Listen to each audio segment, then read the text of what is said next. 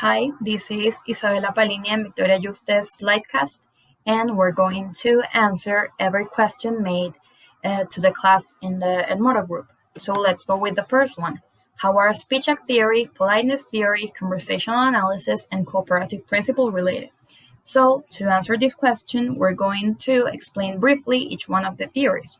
So let's go with the first one, the speech act theory. So it is basically a subfield of pragmatics that studies how words are used not only to present information, but also to carry out actions.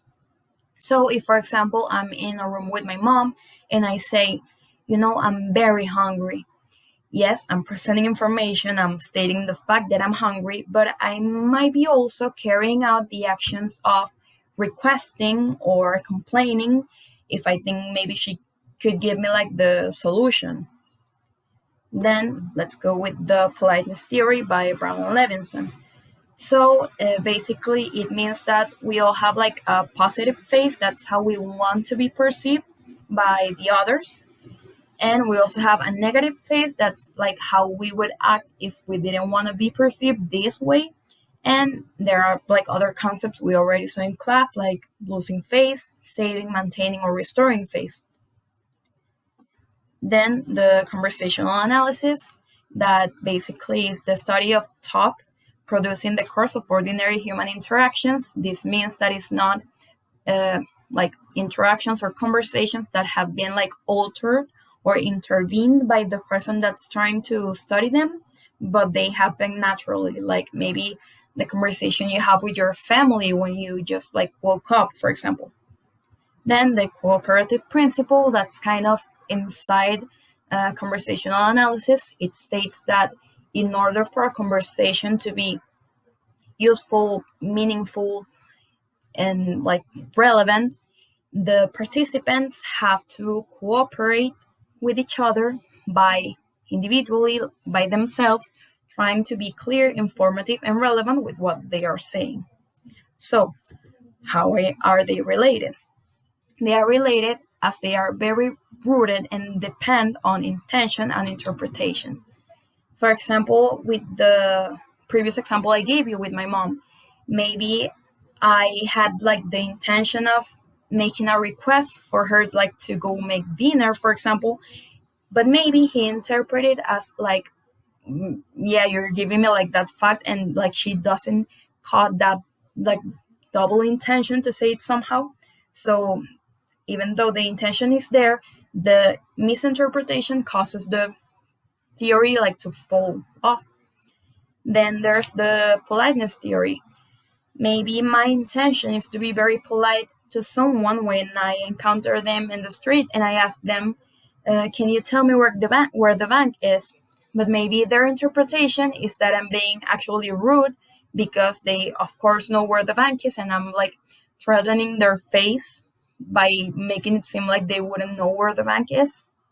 And the conversation analysis, well, if there's no interpretation, there's no ongoing interaction, then there's no conversation whatsoever. So yeah, and with the cooperative principle, that's the same. If I'm not interpreting correctly what you're saying and understanding your intentions, then I cannot give like a correct or an accurate answer. So like there's no cooperation. So like the principle is non-existent. So yeah, that would be like the main relation, intention, and interpretation. So the second question, how are inferences, presuppositions, and implicatures interrelated? So first, here are like very brief definitions of each one. Inferences are, according to you, additional information used by the listener to create a connection between what is said and what must be meant. A presupposition is an assumption made by the speaker or writer that his interlocutor knows something. And implicatures are the meaning that goes beyond what's being said literally, like the underlying meaning behind like the actual words, to say it somehow. And they are all related because they all use previous knowledge in order to create like accurate interpretations. However, more than related, they are also interconnected. And you could say that inferences are like the element that's like connecting everything. So let's make an example. If I have a blue car, I know I have a car.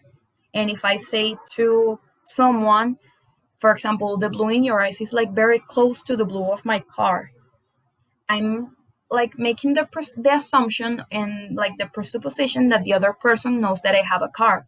However, if the other person doesn't, then he or she has to make an inference in order to understand that presupposition, and that happens with every one of like the presuppositions, because they are like if some information is being left out, and like you have to use some other knowledge to build it.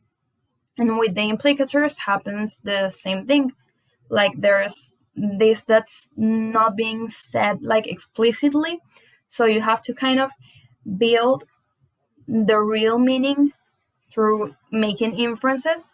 So yeah, they're interrelated like that. Like they like the missing information has to be like completed, has to be there, even if it's by making like guesses to say it somehow, but they are actually inferences. So yeah, that's like the interrelation they have. They couldn't work without each other, because then the missing information, like that's like spot of that, or that like hole wouldn't be filled, so the conversation would lose, or the interaction in general will lose like sense, wouldn't have like any meaning, real meaning, for example. Hello everyone, my name is Victoria Yuste, and I'm going to start by explaining the principle of expressibility. This principle establishes that it is possible for a speaker to come to be able to say exactly what he means, either by increasing his knowledge of the language or by enriching the language. So, what can be meant can be said. Now we have this question: is the principle of expressibility applicable to the other theories and methods? Joule establishes that the concept of politeness has to do with ideas like being modest and nice to other people. So the principle of expressibility is applicable to this theory because the speaker needs to be able to choose the right utterances in order to show respect to the listener. For example, if the speaker demands something instead of asking, he is behaving like he has more social power than the other person, which can come across as disrespectful, depending on the situation. And this will also depend on what the speaker's intentions are. Conversational analysis is the study of talk produced in the course of ordinary human interaction. Speakers usually use strategies that help them influence the meaning of the message. Some of these strategies can be, for example, hesitations or the use of connectors. So the speaker used them to transmit um, a message. But they also need to be aware of how these type of strategies can affect the message. The cooperative principle suggests that there is an accepted way of speaking which we all accept as a standard behavior. So the principle of expressibility is applicable in this method because if the speaker follows the four maxims, which are quantity, quality, relation, and manner, he can say exactly what he means. Now we have this question: can speech acts be considered utterances? Well, an utterance is the action of writing or speaking, while a speech act is the action performed by a speaker with an utterance. So they are different things, but they are related. We use the term speech act to describe actions such as requesting, commanding, and questioning.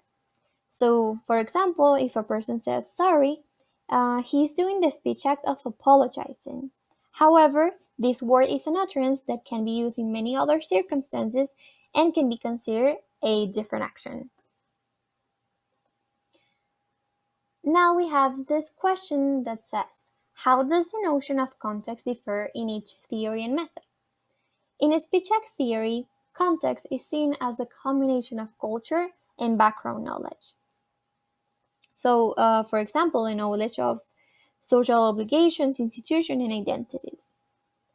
In politeness theory, context has to do with mostly culture. So if you grew up in a society that values directness, then it is okay for you to say an utterance like "Give me that chair," instead of asking for it in an indirect way. In conversational analysis, context has to do with region and society. So, if, for example, the analysis is being done in an Occidental country, then it is normal in a conversation for a person to wait for the other one to finish talking in order to say something. And in the cooperative principle, context is influenced by the listeners and the speaker's background knowledge. So, for example, if I'm talking with my brother and I tell him, go get the keys, he'll probably know which keys I'm talking about because he already has that knowledge. Well, thank you.